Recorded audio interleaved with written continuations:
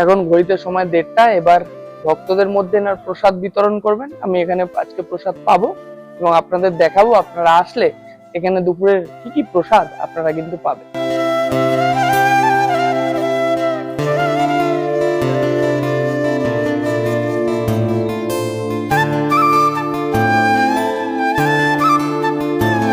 মূল চূড়ার যে মেন চূড়া, তার মাঝখানে এখানে ব্রহ্মাজি, ভগবান মহাদেব এবং শ্রী বিষ্ণুর এরকম কিন্তু মূর্তি এখানে গোল করে দেওয়া রয়েছে। নাট মন্দিরের দেওয়াল দেখলে আপনাদের খুবই ভালো লাগবে। দেওয়ালের উপরে প্রত্যেক জায়গায় ভক্তদের নগর কীর্তনের সেই চিত্রটি, একজন খোল বাজাচ্ছেন, একজন করতাল বাজাচ্ছেন, একজন নৃত্য করছেন, এরকম একটা দৃশ্য এখানে কিন্তু নাট মন্দিরের দেওয়ালে এখানে কিন্তু ফুটিয়ে তোলা হয়েছে। বন্ধুগণ, নদিয়া জেলার গ্রাম্য পরিবেশে খুব সুন্দর একটা মন্দিরের আজকে আমি আপনাদের সন্ধান দেব। চূর্ণী নদীর পাশে কিছুটা দূরেই রয়েছে এই অপূর্ব সুন্দর রাধাকৃষ্ণ মন্দির। এই রাধাকৃষ্ণ মন্দিরেই আজকে আমি আপনাদের নিয়ে চলে এসেছি। এই রাধাকৃষ্ণ মন্দিরটি আজকে পুরোটা আপনাদের কিন্তু ঘুরিয়ে দেখাবো এবং দেখবেন আপনাদের খুবই ভালো লাগবে।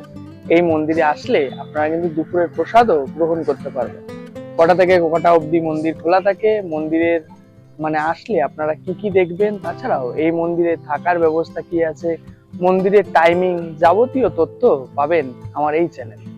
যারা মঠ মন্দিরের ভিডিও দেখতে পছন্দ করেন অবশ্যই ভিডিওটি তাদের মধ্যে শেয়ার করে দেবেন এবং ভিডিওটি ভালো লাগলে অবশ্যই একটা লাইক করবেন। আর চ্যানেলে নতুন হলে অবশ্যই চ্যানেলটি সাবস্ক্রাইব করে আমার পাশে থাকবেন। বন্ধুগণ, যারা আমাকে চেনেন না, আমি হলাম জয়ন্ত, নমেডিক জয়ন্ত চ্যানেলে আপনাদের সকলকে করি স্বাগত। চলুন শুরু করছি আরো একটি মন্দিরের ভিডিও। আশা করি এই ভিডিওটাও আপনাদের খুবই ভালো লাগবে। চলুন ভিডিওটি তাহলে শুরু করা যাক। কিভাবে পৌঁছাবেন চূর্ণী নদীর পাশে নদিয়া জেলার এই অপূর্ব মন্দিরে, সেটা আগে আমি আপনাদের বলে দিই। সব থেকে সহজ উপায়, শিয়ালদা থেকে শান্তিপুর লোকাল আছে, কৃষ্ণনগর লোকাল আছে, যে কোনো ট্রেন ধরে আপনাদের প্রথমে চলে আসতে হবে কালীনারায়ণপুর জংশন স্টেশনে। হাওড়া হুগলির দিক থেকে আসলে আপনারা ব্যান্ডেল নেমে সেখান থেকে আবার নৈহাটি এসে কিন্তু আপনাদের কালীনারায়ণপুর জংশন স্টেশনে আসতে হবে। লালগোলা লোকালও আছে, লালগোলা প্যাসেঞ্জার, সেটা ধরেও আপনারা কিন্তু কালীনারায়ণপুর জংশন স্টেশনে চলে আসতে পারেন। তো বন্ধুগণ, এসে পৌঁছে গেলাম Kalinarayanpur junction station. Shantipur local ধরে আসলে আপনাদের কিন্তু 4 নম্বর বা 3 নম্বর প্ল্যাটফর্মে নামাবে। ওভারব্রিজ ধরে আপনারা চলে আসবেন 2 নম্বর স্টেশনে। আমাদের ট্রেন 2 নম্বর স্টেশনেই নামালো। নেমে দেখবেন একটি সাবওয়ে আছে, সাবওয়ে ধরে আপনারা বাঁ দিকে বেরিয়ে আসবেন, 1 নম্বরের দিক থেকে বাইরে বেরিয়ে আসবেন। বাইরে বেরিয়ে এসে ডান দিকে দেখবেন রয়েছে অনেক টোটো, সেখান থেকে আপনাদের টোটো ধরতে হবে। টোটো ধরে আপনারা বলবেন গোবিন্দপুর রাধা গোবিন্দ মন্দিরে যাব, কিংবা আপনারা বলবেন এই মন্দির এখন দেখাশোনা করছেন বাবলু অধিকারী মহাশয়, তার নাম বললেও হবে। 15 টাকা ভাড়া নেবে আর সময় লাগবে 15 মিনিট।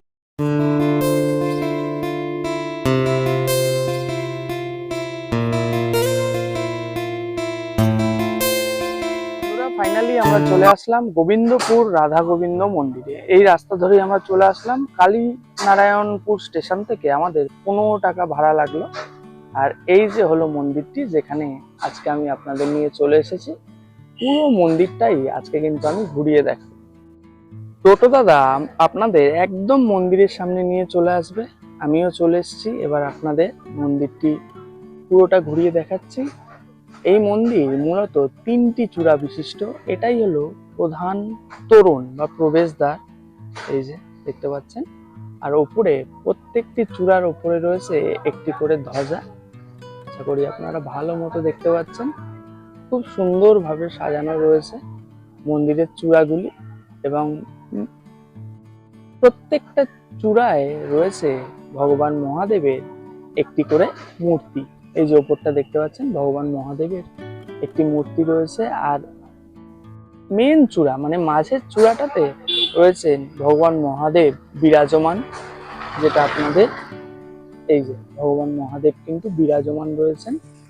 এবং পাশের দুটো চূড়ায় দুটো ঘট এবং ডাবের একটি কিন্তু সুন্দর মূর্তি করা রয়েছে। এবং মূল মন্দিরে যে গেট, তার উপরেই রয়েছেন রাধাকৃষ্ণজি, দুদিকে দুটো রয়েছে শঙ্খ এবং গণেশজিও কিন্তু এখানে রয়েছেন। আর এই যে হলো মূল গেট, মূল গেটেই দুজন রয়েছেন যারা আমাদের মানে কি বলবো, যারা আমাদের মন্দিরে আসার জন্য অভ্যর্থনা জানাচ্ছেন হাতে প্রদীপ নিয়ে। খুব সুন্দরভাবে মন্দিরটি কিন্তু মেনটেন করা রয়েছে। আমি সমস্ত তথ্য দেব আপনাদের। তো এই যে হলো মূল গেট, এই মূল গেট ধরেই এবার কিন্তু আমরা প্রবেশ করব।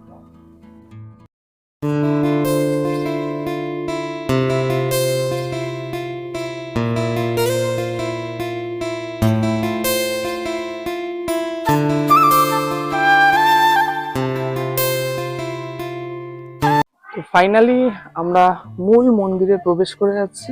মূল মন্দিরে প্রবেশ করেই আপনারা সোজাসুজি তাকিয়ে আপনারা কিন্তু মুগ্ধ হতে বাধ্য।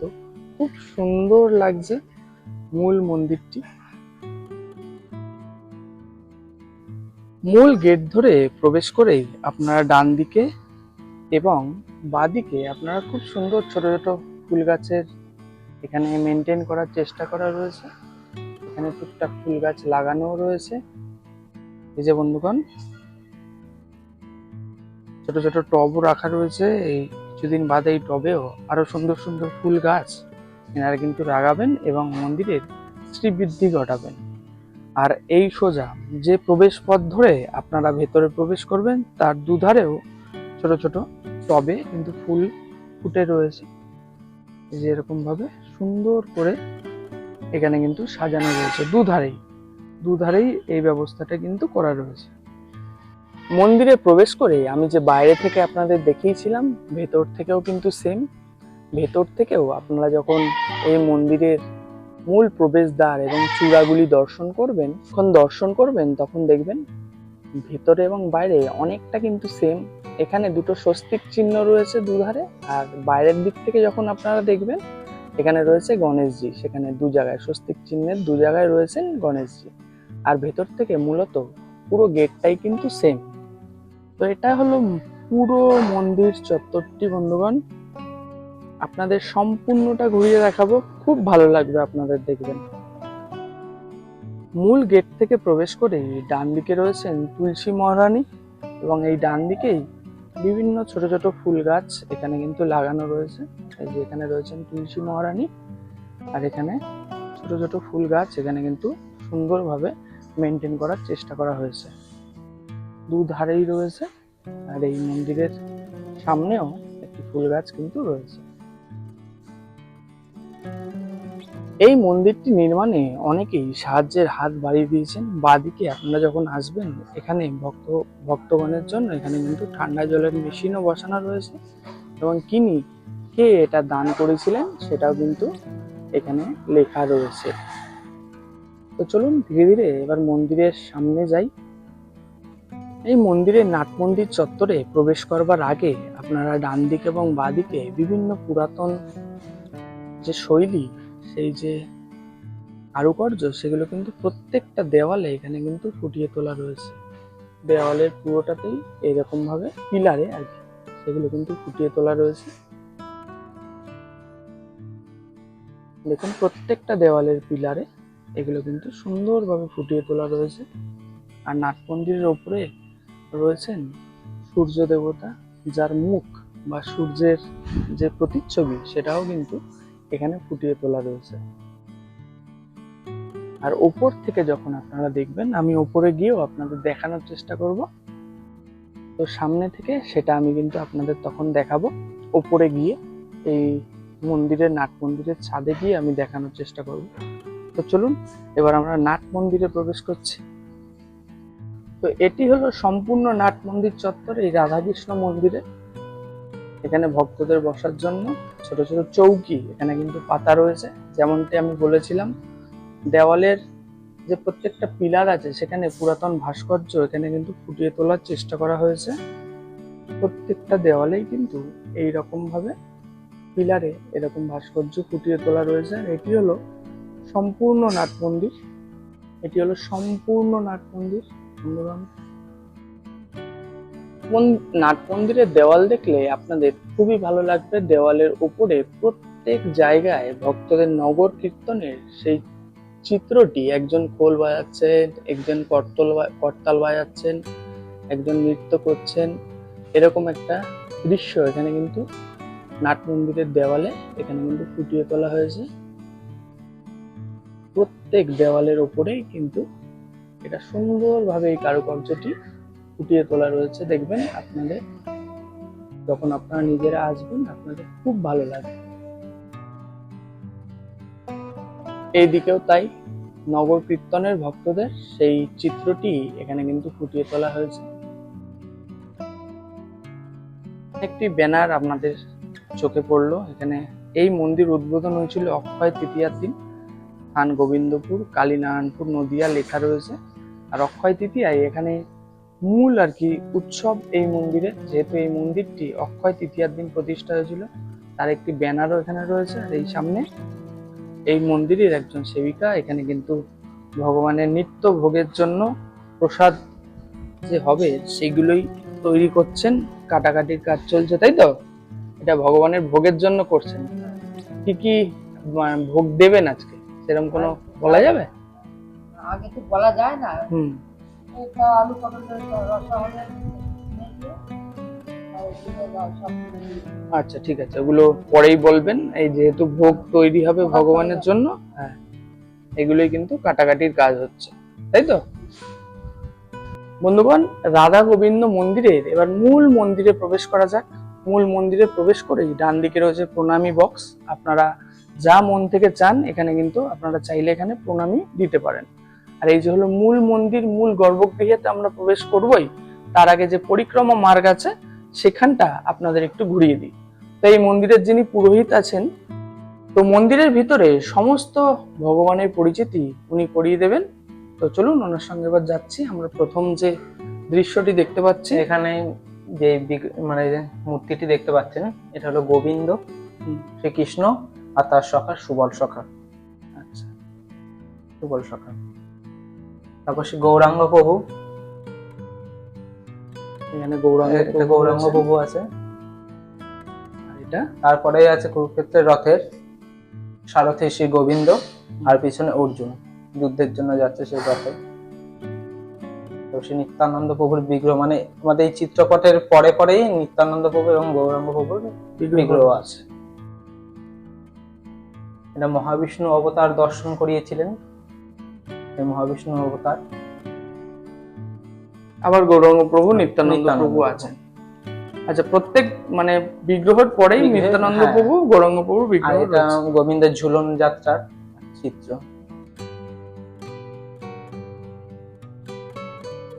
এটা গোচারণের, মানে ওই গোচারণ করতে গেছিলেন যেই গোমাতাদের সঙ্গে লীলা। আচ্ছা, উনি যে বাঁশি বাজাচ্ছিলেন এবং সেই গোমাতাদের সঙ্গে যেতেন। এই পাশেরটা, এই পাশেরটা গোবিন্দকে মাথায় করে নিয়ে আসছেন ওনার পিতা বাসুদেব, নিয়ে আসছেন। পিছনে নাগ ছত্রধরে আছেন, যেন প্রভুর বৃষ্টি পড়ছিলেন সে সময় যেন বৃষ্টির কোনো ফোঁটা প্রভুর গায়ে স্পর্শ না করে। তো এইভাবে আমরা পরিক্রমা মার্গটি শেষ করলাম, এবং আপনারাও যখন আসবেন এই পরিক্রমা মার্গে অবশ্যই একবার পরিক্রমণ করে নেবেন। আর এবার আমরা চলে আসলাম মূল মন্দিরে। মূল মন্দিরের ওপরেই আপনারা 3টি ফটো এখানে দেখতে পাবেন, এবং প্রভু আমাদের বলে দেবেন এই ফটোগুলি সম্বন্ধে। বলুন। মধ্যখানে আছে পঞ্চতত্ত্ব, নিত্যানন্দ প্রভু, গৌরাঙ্গ প্রভু, অদ্বৈত প্রভু, গদাধর পণ্ডিত, শ্রীবাস পণ্ডিত। আর তার ওপাশে আছেন নিত্যানন্দ প্রভু, আর এইদিকে আছেন গৌরাঙ্গ প্রভু। মন্দিরে যখন আপনারা আসবেন মূল গর্ভগৃহের ওপরেই এই 3টি ফটো আপনারা কিন্তু দেখতে পাবেন। এবার আমরা প্রবেশ করছি মূল গর্ভগৃহে। তো বন্ধুগণ, মূল গর্ভগৃহে চলে এসেছি। মূল গর্ভগৃহে আসলেই আপনারা অপূর্ব সুন্দর রাধাকৃষ্ণজির বিগ্রহ দেখতে পাবেন। প্রথমে আছেন আমাদের রাধা গোবিন্দ। প্রথমে আছেন রাধা গোবিন্দ, তার এই যে বিগ্রহ দেখছেন এনারা হলেন রাধা আর গোবিন্দ। রাধা গোবিন্দ শৃঙ্গার করানো হয়েছে। এনাদের শৃঙ্গার হয় প্রত্যেক একাদশী করে, আবার কোনো বিশেষ তিথি পড়লে তখন আবার শৃঙ্গারও পাল্টানো হয়। রাধারানী আমাদের আগে, আমি আসার আগে একজন গোসাই ছিলেন, তিনি এমনি সাজাতেন, কিন্তু আমার মনে হয় মহিলাদের বা নারীদের মাথায় ঘুমটাটা দিলে সুন্দর লাগে, তাই ওনাকে এভাবে সাজানো হয়। ওনাকে এখন এই ঘুমটা দিয়ে সাজানো হয়। আর গোবিন্দর হাতে মুরলী মানে বাঁশি থাকেন, কিন্তু ওনার ভোগের সময় ওনার কোমরে গুজে দেওয়া হয়, আর শয়নের সময় ওনার চরণের কাছে রেখে দেওয়া হয়। প্রথমে রাধারানীর মাথা থেকে শুরু করছি। প্রথমে রাধারানীর মাথাতেই টিকলি, তারপর ওনার টিপ, লাল টিপ, যেহেতু সোনার টিপ আছে, সোনার টিপটা বোঝা যায় না বলে ওর উপরে একটা লাল টিপ পরানো হয়েছে, কারণ লাল জিনিসটা না দিলে সৌন্দর্যটা আসে না। তারপর নাক ছাবি, নাকের নথ, গলায় হার, কোমর বিছা, এবং পাটা দেখানো যাচ্ছে না কারণ পায়ে নুপুর পরানো আছে সুন্দর, কিন্তু নিচে আরো বিগ্রহ আছে বলে ওটা দেখানো যাচ্ছে না। এবং রাধারানীর হাতে আছে রুমাল। আর গোবিন্দর মাথায় চূড়া, ফুল দিয়ে সাজানো, ময়ূরপঙ্খ দিয়ে সাজানো, আর মাথায় সাদা টিকলি, এবং গলার হার, হাতের বাজু, হাতের চূড়, কোমর বিছা, গোবিন্দর পায়ে নুপুর। এইভাবে আপনারা শৃঙ্গার করেছেন, তাই তো? আচ্ছা, রাধারানীর নিচে? রাধারানীর নিচে যে বিগ্রহ দুটো দেখছেন রাধা গোবিন্দের, এই দুটো বিগ্রহ হলো অর্চনের জন্য নাবে। আচ্ছা, নিত্য অর্চন হয় না, একাদশী করে এরকম নামানো হয়, শৃঙ্গার করানো হয়, বা কোনো অনুষ্ঠান, জন্মাষ্টমী, তখন তো এই বড় বিগ্রহ অর্চন করা সম্ভব না, তাই জন্য এই বিগ্রহগুলো অর্চন করানো হয়। আর নিচে রয়েছে নিত্যানন্দ প্রভু, নিচে আছে নিত্যানন্দ প্রভু আর গৌরাঙ্গ প্রভু, তারই পাশে আছে নৃসিংহদেব। এই পাশে নৃসিংহ। তার নিচে আছেন পঞ্চতত্ত্ব, তার পাশে আছে গোপাল, তিনটি গোপাল আছে পরস্পর, নিচের থেকে মাঝেরটা হলো কোষ্ঠী পাথরের। আচ্ছা, তারপর আছেন নিত্যানন্দ প্রভু, তারপর আছেন যে চিত্রপটটা দেখছেন ওটা হলো এই গৌরাঙ্গ প্রভু এবং গদাধর পণ্ডিত। তার পাশে আছেন বৃন্দেজি এবং তার শয়নের বিছানা। এই পাশটায় শয়ন দেওয়া হয়, তাই? শয়নের বিছানা। আচ্ছা, নিচেও আরো গোপাল আছে, গোপালজি আছে। নিচে তার এই পাশে আছে ছয় গোস্বামী, এই যে এখানে না? আর নিচে যে এই দুটো বিগ্রহ দেখছেন, এই দুটো বিগ্রহ বাড়ি থেকে মানত করে দিয়ে গেছেন যে মন্দিরে গোপাল দিয়ে যাবেন। ওই দুটো উপরেই ছিল, তো জায়গা অনেকটা বেশি লাগছিল বলে আমাদেরকে নিচে দেওয়া হয়েছে। বন্ধুগণ, দর্শন করলেন গোবিন্দপুর রাধা গোবিন্দ মন্দিরের অপূর্ব সুন্দর বিগ্রহ যুগল। অপূর্ব সুন্দর লাগছে দেখতে। আপনারা যারা মঠ মন্দির এবং ভগবানের বিগ্রহ দর্শন করেন এবং মঠ মন্দির ভিজিট করেন, ঘুরে বেড়ান, তাদের খুব সুন্দর লাগবে এই বিগ্রহটি। অবশ্যই একবার এখানে এসে কিন্তু ঘুরে যাবেন। তো বন্ধুগণ, এটি হলো মূল মন্দির। মূল মন্দিরের বাঁদিকে যদি আপনারা চলে আসেন, এখানে আরো একটি খুব সুন্দর দৃশ্য আপনাদের চোখে পড়বে। এটি মন্দিরের বাঁদিকের পাশের সেবায়েতের ঘর, তার দেওয়ালে লক্ষ্মী নারায়ণের ছবি, বিগ্রহ, সিমেন্ট দ্বারা নির্মিত, পার্মানেন্ট বিগ্রহ একদম নির্মিত। আর মন্দিরের ঠিক ডান দিকে আছে রান্নাঘর, ভগবানের রান্নার ঘর। এই পাশেরটাই ভোগ ঘর নাকি? ভোগের ঘর, আর এটি লোকনাথ বাবার মূর্তি, পার্মানেন্ট মূর্তি। হ্যাঁ, পার্মানেন্ট। আর এই পাশে রয়েছে ভোগের ঘর। এখানে ভগবান এবং ভক্তদের জন্য যে ভোগ প্রসাদ সেগুলো কিন্তু তৈরি করা হয়। যে মাতাজি রান্নাও করছেন, ভোগ প্রসাদ তৈরি করছেন।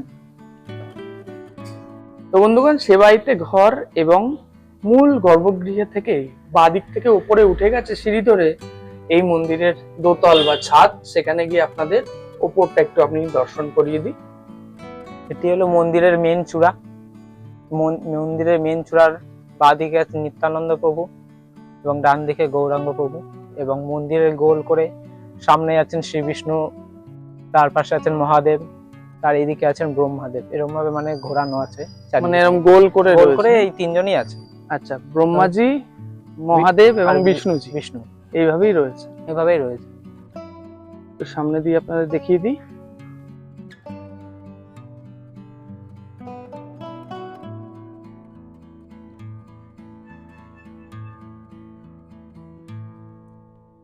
বন্ধুগণ, দেখতে পাচ্ছেন ছাদ থেকে, মানে মন্দিরের ছাদ থেকে আপনাদের দেখাচ্ছি, এটা হলো মূল চূড়া। খুব সুন্দর লাগছে। যেমনটি বলেছিলাম, উপর থেকেও আপনাদের কিন্তু আমি একটু দেখিয়ে দেব। মূল চূড়ার যে মেন চূড়া, তার মাঝখানে এখানে ব্রহ্মাজি, ভগবান মহাদেব এবং শ্রী বিষ্ণুর এরকম কিন্তু মূর্তি এখানে গোল করে দেওয়া রয়েছে। আপনারা যদি এইভাবে ঘুরে ঘুরে দেখেন, আপনারা এই মূর্তিগুলো কিন্তু দেখতে পাবেন। বিভিন্ন রূপে তারা কিন্তু রয়েছেন। বন্ধুগণ, বেলা হয়ে গেছে একটা, এবার ভগবানের কাছে ভোগ আরতি হবে এবং ভোগ প্রসাদ নিবেদন হবে। ঠাকুরমশাই এখনই ভোগ যে ভগবানের কাছে দেবেন সেগুলো নিয়ে যাবেন, আপনাদের আমি সেটা দেখাবো এবং ভোগ আরতিও আপনাদের এই ভিডিওর মাধ্যমে আমি কিন্তু এই রাধা গোবিন্দ মন্দিরে দর্শন করাবো।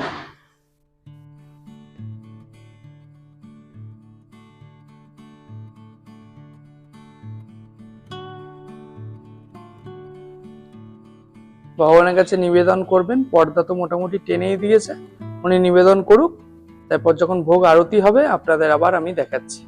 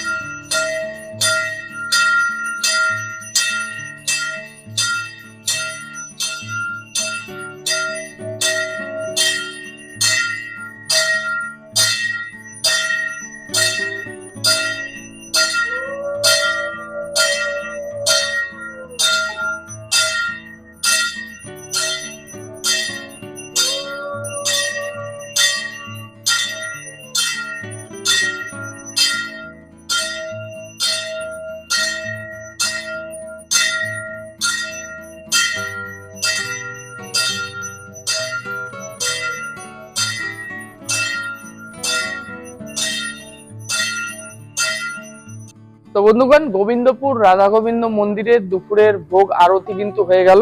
এখন ঘড়িতে সময় 1:30। এবার ভক্তদের মধ্যে এনার প্রসাদ বিতরণ করবেন। আমি এখানে আজকে প্রসাদ পাবো এবং আপনাদের দেখাবো, আপনারা আসলে এখানে দুপুরের কি কি প্রসাদ আপনারা কিন্তু পাবেন। আর আপনারাও যদি দুপুরের প্রসাদ গ্রহণ করতে চান, অবশ্যই স্ক্রিনে দেওয়া নাম্বারে একদিন আগে অন্তত এনাদের একটু ফোন করে জানিয়ে দেবেন যে আপনারা কতজন আসছেন না আসছেন। এনাদের সঙ্গে কথা বলে নেবেন, তাহলেই আপনাদের দুপুরের প্রসাদের ব্যবস্থা কিন্তু এখানে হয়ে যাবে। চলুন এবার প্রসাদ গ্রহণ করবো এবং আপনাদের দেখাবো।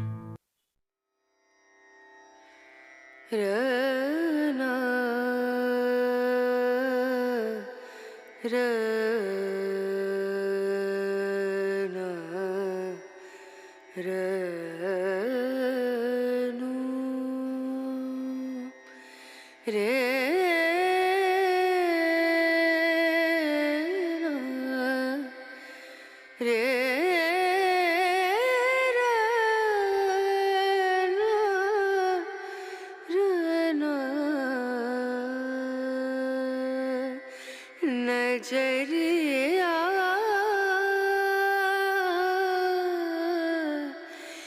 लागे नहीं कहीं ओ नजरिया लागे नहीं कहीं